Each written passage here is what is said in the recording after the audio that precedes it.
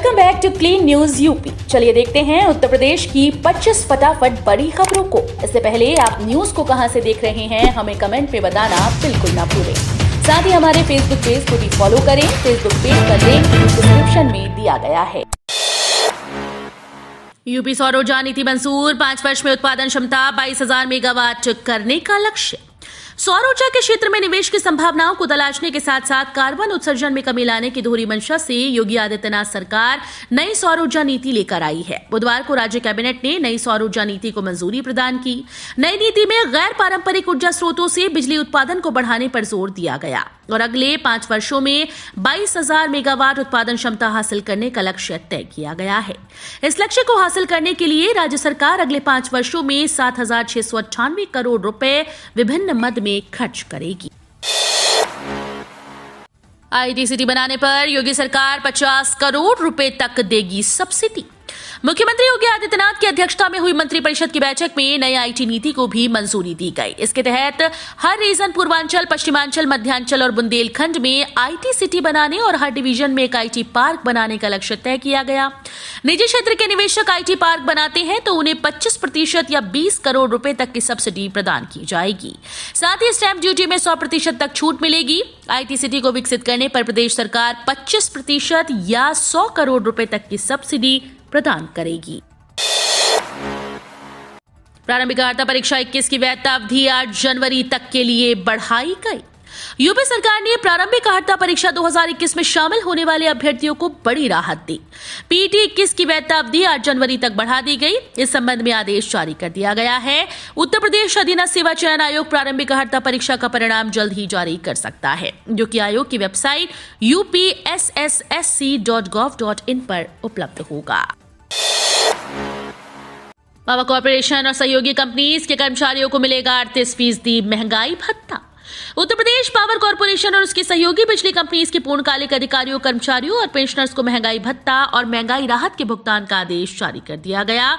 जारी आदेश के अनुसार बिजली निगमों के सभी पूर्णकालिक अधिकारी व कर्मचारी जो 1 जनवरी 2016 से प्रभावी वेतन संरचना में वेतन प्राप्त कर रहे हैं, उन्हें 1 जुलाई 2022 से मूल वेतन पर 38% की दर से महंगाई भत्ता मिलेगा। आईआईटी कानपुर में साइबर सुरक्षा की पाठशाला में अब क्रिप्टोग्राफी भी डिजिटल करेंसी तकनीक के एक्सपर्ट बनेंगे छात्र। भारतीय प्रौद्योगिकी संस्थान जनवरी से साइबर सुरक्षा पर ई मास्टर प्रोग्राम शुरू कर रहा है। संस्थान के विशेषज्ञ क्रिप्टोग्राफी का भी प्रशिक्षण देंगे, यानी कि छात्र छात्राएं डिजिटल करेंसी की तकनीक भी समझकर उसके अनुप्रयोगों का भी प्रशिक्षण लेंगे। चूंकि देश में अगले वर्ष तक डिजिटल करेंसी शुरू हो सकती है, इससे प्रशिक्षण पाने वालों को रोजगार के नए अवसर मिलेंगे। खेलो बनारस का कार्यक्रम बदला, 19 के स्थान पर 22 नवंबर से होगी शुरुआत। काशी तमिल संगम को देखते हुए खेलो बनारस 2022 प्रतियोगिता 22 नवंबर से शुरू होगी। पहले 19 नवंबर से इसकी शुरुआत होनी थी, लेकिन इसी दिन तमिल संगम के उद्घाटन के लिए प्रधानमंत्री आ रहे हैं। वीवीआईपी आगमन, यातायात व्यवस्था आदि को देखते हुए कार्यक्रम में बदलाव किया गया। इसके अलावा ब्लॉक व जिले स्तर की प्रतियोगिता में भी परिवर्तन हुआ। मुख्य विकास अधिकारी की ओर से जारी निर्देश क्रम में अब ग्राम पंचायत स्तर पर खेलो बनारस 22, न्याय पंचायत स्तर पर 25, ब्लॉक स्तर पर 29 नवंबर और जिले स्तर पर 5 व 6 दिसंबर को आयोजित होगा। वाराणसी में प्रोहिबिटेड ऑर्डर जारी, अब बिना परमिशन के नहीं होगा जुलूस या धरना।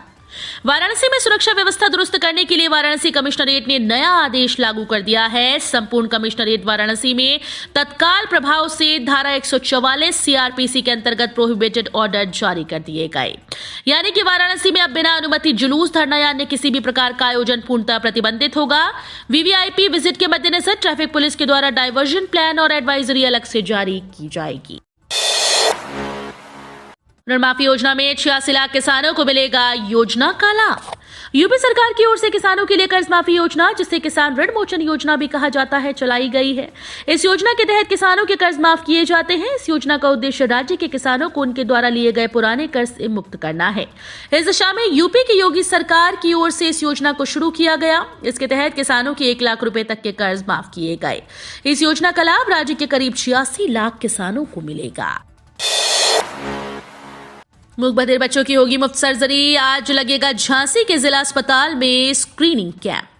जनजात मूक बधिर बच्चों की स्क्रीनिंग के लिए झांसी के जिला अस्पताल में 17 नवंबर 2022 को कैंप का आयोजन किया जाएगा। राष्ट्रीय बाल स्वास्थ्य कार्यक्रम और विनायक हॉस्पिटल लखनऊ के संयुक्त तत्वावधान में इस कार्यक्रम का आयोजन किया जा रहा है। इस कैंप में मूक बधिर बच्चे यानी जो बोल व सुन नहीं सकते उनकी स्क्रीनिंग कर कॉक्लियर इम्प्लांट सर्जरी के लिए चिन्हित किया जाएगा। ये कैंप सुबह 9 बजे से दोपहर 3 बजे तक चलेगा। मिर्जापुर डिवीजन में डाक विभाग की नई पहल, खुलेगी 208 नई शाखा डाकघर। मिर्जापुर डिवीजन में डाक विभाग 3 नए सब डिवीजन स्थापित करने जा रहा है, जहां सारी बैंकिंग और वित्तीय सेवाएं उपलब्ध रहेंगी। इससे दूर दराज के लोगों को उनके नजदीक ही बेहतर सेवाएं मिल पाएंगी। नए सब डिवीजन खोलने की प्रक्रिया शुरू हो चुकी है। इससे मिर्जापुर सब डिवीजन का भार भी कम होगा। मिर्जापुर में लालगंज और सोनभद्र में अनपरा, दुद्धी में नए सब डिवीजन स्थापित किए जाएंगे। इसके साथ ही 208 नई शाखा डाकघर भी खोला जाएगा। एनसीसी का नौका अभियान मिर्जापुर से शुरू, 60 कैडेट्स गंगा के रास्ते 22 को काशी आएंगे। एनसीसी के साथ यूपी नेवल इकाई की ओर से नौका अभियान की शुरुआत बुधवार को मिर्जापुर के हरगढ़ गांव घाट से हो गई। करीब 60 एनसीसी कैडेट्स गंगा के रास्ते होते हुए 22 नवंबर की शाम को काशी आएंगे। यहां रविदास घाट पर टीम का स्वागत होगा। एनसीसी कैडेट्स के नौका अभियान दल को मिर्जापुर के एसडीएम सीबी सिंह ने हरी झंडी दिखाकर रवाना किया। ताज ग्रुप ने अयोध्या में 5 स्टार होटल के लिए किया आवेदन। अब तक 30 होटल्स को मिली मंजूरी। उत्तर प्रदेश में निजी निवेश को बढ़ावा देने के लिए नई पर्यटन नीति 2022 लागू कर दी गई। पर्यटन नीति 2018 को और लचर बनाते हुए संशोधित किया गया। पर्यटन नीति में संशोधन होने से अयोध्या के विकास को भी पंख लगेंगे। राम मंदिर निर्माण के चलते देश विदेश के निवेशक अयोध्या में निवेश करने को इच्छुक हैं। ऐसे में नई पर्यटन नीति से रामनगरी में निवेश को बढ़ावा मिलने की संभावना है। अयोध्या सर्किट के नाम पर कई योजनाएं लाने की तैयारी है। वहीं अयोध्या में अब तक 30 होटल्स को मंजूरी मिल चुकी है। इसके अलावा ताज समूह ने अयोध्या में 5 स्टार होटल के लिए आवेदन किया है। बुंदेलखंड यूनिवर्सिटी का ऐप करेगा आपको होने वाली बीमारियों की भविष्यवाणी। बुंदेलखंड विश्वविद्यालय द्वारा एक ऐसा ऐप तैयार किया जा रहा है जो लोगों को सेहत के प्रति अलर्ट रखने में मददगार साबित होगा। विश्वविद्यालय के इनोवेशन सेंटर द्वारा इस खास ऐप को तैयार किया जा रहा है। इस ऐप को हेल्थ कुंडली का नाम दिया गया है। वहीं जल्द ही ये ऐप लॉन्च किया जाएगा और यह आम लोगों के मोबाइल तक पहुंच जाएगा।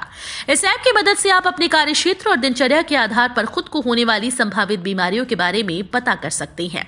इसके साथ ही यह ऐप आपको अपने स्वास्थ्य को ठीक रखने के संबंध में सटीक जानकारी देगा। यूपी में बनेंगे रामायण व महाभारत सर्किट। उत्तर प्रदेश की योगी आदित्यनाथ सरकार पर्यटन के क्षेत्र में क्रांतिकारी कदम उठाने जा रही है। राज्य में धार्मिक स्थलों और प्राकृतिक स्थलों की बहुतायत संख्या को देखते हुए अलग अलग सर्किट का विकास किया जाएगा, जिसमें एक समान पर्यटन केंद्रों को शामिल किया जाएगा।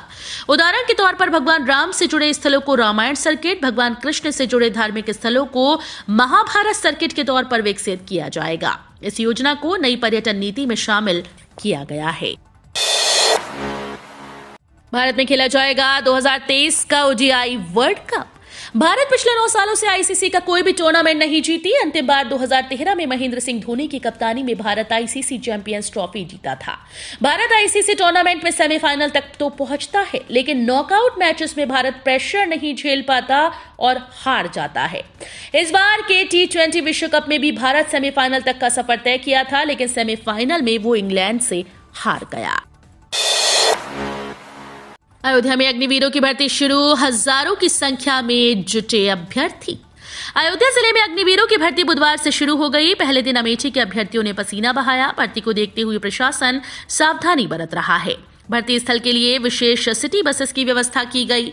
अयोध्या में भर्ती के पहले दिन 2756 युवाओं ने अग्निवीर टेक्निकल कैटेगरी में शामिल होने के लिए रजिस्ट्रेशन कराया था।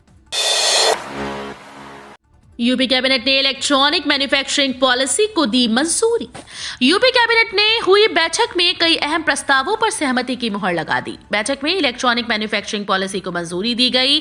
बैठक में राज्य विधानमंडल का शीतकालीन सत्र 5 दिसंबर से बुलाए जाने को मंजूरी दी गई। इस सत्र में योगी सरकार अनुपूरक बजट पेश करेगी। इसकी जानकारी कैबिनेट मंत्री सुरेश खन्ना ने दी। आरबीआई गवर्नर शक्तिकांत दास ने कहा, देश के आर्थिक हालात पर नजर रखे बैंक। भारतीय रिजर्व बैंक के गवर्नर शक्तिकांत दास ने बुधवार को सरकारी और प्राइवेट बैंक के सीईओज के साथ बैठक की। बैठक में स्लो डिपॉजिट ग्रोथ और क्रेडिट की ऊंची मांग को बनाए रखने से संबंधित मुद्दों पर चर्चा हुई। बैठक के बाद आरबीआई गवर्नर ने कहा कि बैंक देश की आर्थिक हालात पर नजर रखे। आंकड़ों के अनुसार जमा राशि में सालाना आधार पर 10.2% की तुलना में 9.6% की बढ़ोतरी हुई, जबकि क्रेडिट ऑफटेक एक साल पहले के 6.5% की तुलना में 17.9% बढ़ा है। नितिन गडकरी ने किया बड़ा दावा, एनएचएआई को कभी नहीं हो सकता है नुकसान। कार्यशैली और बेबाक अंदाज के लिए पहचान बनाने वाले सड़क परिवहन और राजमार्ग मंत्री नितिन गडकरी ने अब एक और बड़ा दावा किया। केंद्रीय मंत्री ने अब कहा कि national highway authority of India NHAI कभी भी कर्ज के जाल में फंसने वाला नहीं। उन्होंने बताया कि एनएचएआई के काम करने का मॉडल अलग तरह का है। इसका रोड प्रोजेक्ट लगातार रेवेन्यू जनरेट करने वाला है। राम भक्तों के लिए बन रहा जन्मभूमि पथ, 1 लाख श्रद्धालु एक बार में कर सकेंगे रामलला के दर्शन। भगवान राम की नगरी में राम भक्तों को राम मंदिर तक पहुंचाने के लिए जन्मभूमि पथ का निर्माण किया जा रहा है। 800 मीटर लंबे जन्मभूमि पथ में यात्री सुविधाओं का ध्यान रखा जाएगा। जन्मभूमि पथ मार्च से श्रद्धालुओं के लिए शुरू कर दिया जाएगा। जन्मभूमि पथ के निर्माण की समय सीमा दिसंबर 2022 तक रखी गई है। बताया जा रहा है कि इसी को देखते हुए आगामी 18 और 19 नवंबर को एक बैठक ट्रस्ट की बुलाई गई है। मायावती बोली, पसमंदा मुस्लिम समाज को राग, आरएसएस व भाजपा का नया शगुफा। बसपा सुप्रीमो मायावती ने भाजपा और आरएसएस पर निशाना साधा। उन्होंने ट्वीट के जरिए कहा कि अपने केवल संकीर्ण राजनीतिक स्वार्थ की खातिर पसमानदा मुस्लिम समाज का राग भाजपा और आरएसएस का नया शगुफा है, जबकि मुस्लिम समाज पहले मुसलमान है और इनके प्रति इनकी सोच, नियत, नीति और उनका रिकॉर्ड क्या व कैसा है किसी से नहीं छिपा। मायावती ने कहा कि भाजपा के मुस्लिम समाज के प्रति नेगेटिव सोच का परिणाम है कि इनकी सरकार में भी ये लगभग उतने ही गरीब, पिछड़े, त्रस्त और जान माल मजहब के मामलों में सुरक्षित हैं। रक्षा मंत्री राजनाथ सिंह बोले, फ्लाईओवर बनने से रोजाना करीब 200 रुपए का ईंधन बचा रहे लोग। एक समय था जब पुराने शहर के लोगों का ज्यादातर समय जाम से जूझने में निकल जाता था। अब यहाँ 3 नए फ्लाईओवर बनने से लोगों का समय तो बच ही रहा है, रोजाना करीब 200 रुपए के ईंधन की भी बचत हो रही है। ऐसा ईमानदारी से कराए विकास से ही संभव हुआ। ऐशबाग में एक कार्यक्रम में मौजूद रक्षा मंत्री राजनाथ सिंह ने ये बात लोगों से संवाद करते हुए कही। रक्षा मंत्री ने पूछा कि आप खुद ही बताएं कि फ्लाईओवर बनने से कितना समय बच रहा है। लोगों ने बताया कि पहले 1 घंटे जाम में फंसकर बर्बाद होते थे, अब 15 मिनट में पहुंच जाते हैं। बैंक ऑफ बड़ौदा की नई स्कीम, 399 दिनों की एफडी पर मिल रहा 7.50% ब्याज। बैंक ऑफ बड़ौदा ने तिरंगा प्लस डिपॉजिट के नाम से नई स्कीम शुरू कर दी है। इस टर्म डिपॉजिट स्कीम में 399 दिनों की मैच्योरिटी वाले डिपॉजिट पर 7.50% ब्याज मिल रहा है। बैंक ऑफ बड़ौदा ने ये नई स्कीम लॉन्च की। इस स्कीम में बाकी टर्म डिपॉजिट स्कीम की तुलना में अधिक ब्याज मिल रहा है। 399 दिनों की तिरंगा प्लस डिपॉजिट स्कीम में ग्राहकों को 7.50% ब्याज मिल रहा है। इस स्कीम की नई दरें 1 नवंबर 2022 से लागू की गई। इस स्कीम में सीनियर सिटीजन को अधिक ब्याज की पेशकश की जा रही है। यूपी में 5 कंपनी चलाएंगी मोबाइल पशु चिकित्सालय। दरवाजे पर पहुंचेगी मोबाइल वेटनरी यूनिट। मवेशियों का इलाज उनके पास आकर मोबाइल अस्पताल के चिकित्सक करेंगे। इसके लिए 5 कंपनीज के साथ करार किया गया। पहले चरण में 150 मोबाइल अस्पतालों का संचालन शुरू हो गया, लेकिन अभी केवल टीकाकरण किया जा रहा है। 2016 में मवेशियों के लिए एम्बुलेंस सेवा के बाद अब इस मोबाइल अस्पताल से पशुपालकों को मवेशियों के इलाज के लिए भटकना नहीं पड़ेगा। भारत को मिली G20 की कमान, गदगद हुए पीएम मोदी। इंडोनेशिया के बाली द्वीप पर आयोजित G20 देशों की शिखर बैठक में दुनिया को महाशक्ति बनने की ओर बढ़ते भारत की एक शानदार झलक देखने को मिली। G20 देशों ने पीएम मोदी के रूस यूक्रेन युद्ध पर दिए बयान को अपना समर्थन दिया। इंडोनेशिया के राष्ट्रपति जोको विडोडो ने पीएम मोदी को G20 की अध्यक्षता सौंप दी। अब भारत 1 दिसंबर से अगले 1 साल के लिए दुनिया के 20 सबसे प्रभावशाली देशों का नेतृत्व करेगा।